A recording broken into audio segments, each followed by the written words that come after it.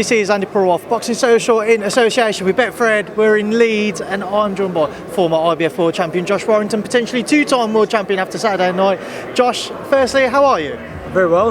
I'm trying to spot a kid in crowd who came to the press conference. Can't see him. No, can't. Yeah, I'm good, mate. I'm good. Obviously, we're in the fight week, are we? So all the obligations are started. You know, the media stuff, the workouts.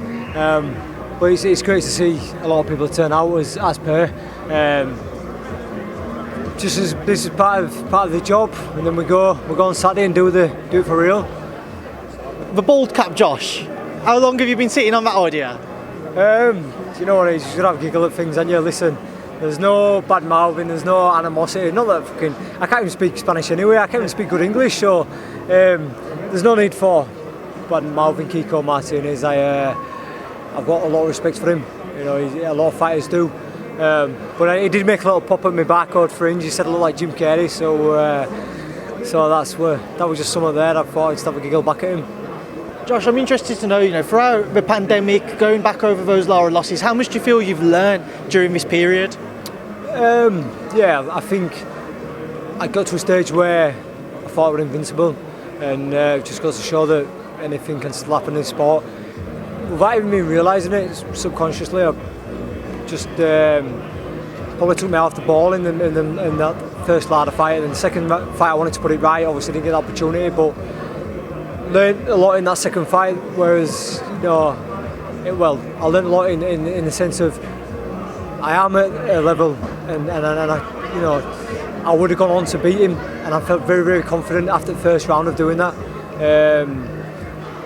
So yeah, this kind of feels like back to normal, as well on my path upwards.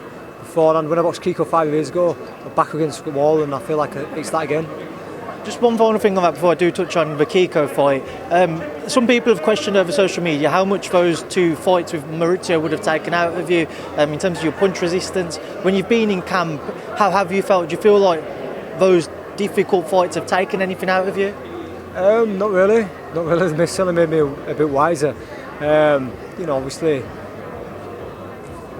boxing can chip away at you in certain aspects, but I feel like everything's still intact.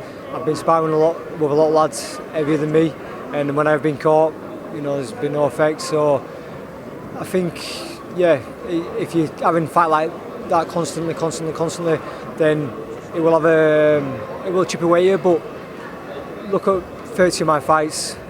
Take away that Lara one, I've always come out the ring pretty much unscathed, and I've been in with big punches. I've been in with Kiko before. I've been in with likes of Amagasa, who had at the time as many knockouts as I'd had fights. So there's no to worry about my chin.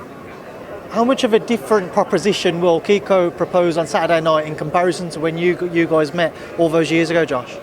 I think what you see is what you get with Kiko. It brings an intense game. He doesn't stop coming forward. He throws a lot of punches, but that's just Kiko, and he's done that for 18 years of his career. He's not going to come out and start dancing around like Floyd Mayweather. He's not going to start slipping and sliding, doing shoulder roll.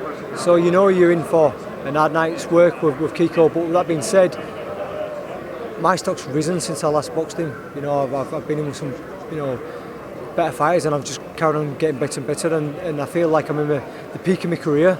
So I expect a tough fight, but I'm confident of a win. Because what could be in line for you, provided you're successful on Saturday night, Josh, would becoming a two-time world champion mean more to you on Saturday than when you beat Lee Selby for the title the first time round? It's hard to say. Maybe you asked me that after Saturday night. I know how much is riding on it, and it is massive, but that was special in its own right. I think there is.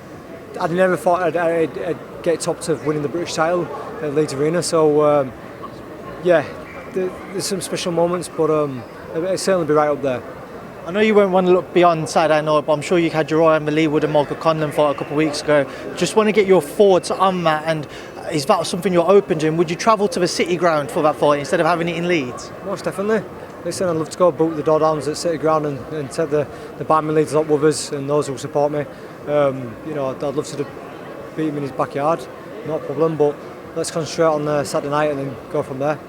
Josh, I appreciate your time. Thank you. No worries. Thank you. Cheers, Josh. Thank you, mate.